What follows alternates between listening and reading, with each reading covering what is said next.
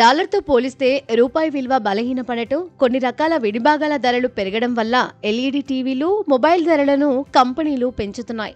వీటి తయారీలో కీలకమైన memory chips, open cell, semiconductor chips, mother బోర్డుల వంటి వాటి కోసం దిగుమతులపైనే అధికంగా ఆధారపడుతున్నందునే డాలర్ రూపేణ పడుతున్న భారాన్ని కంపెనీలు వినియోగదారులకు బదిలీ చేస్తున్నాయి.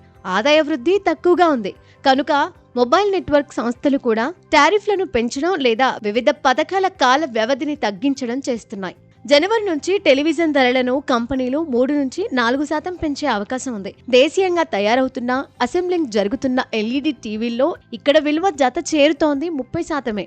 70% విడిభాగాలు ప్రధానంగా open cell, semiconductor chips, mother బోర్డుల వంటివి దిగుమతి చేసుకుంటున్నట్లు Haier Appliances India President N S Satish తెలిపారు.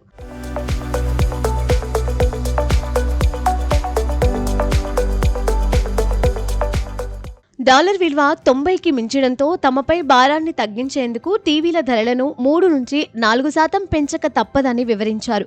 ఎల్ఈడీల ధరలను పెంచక తప్పదని థామ్సన్, కొడాక్, బాంప్లూట్ బ్రాండ్ల టీవీలు తయారు చేసే super Plastronics private limited CEO Avneet Singh Marwah వెల్లడించారు.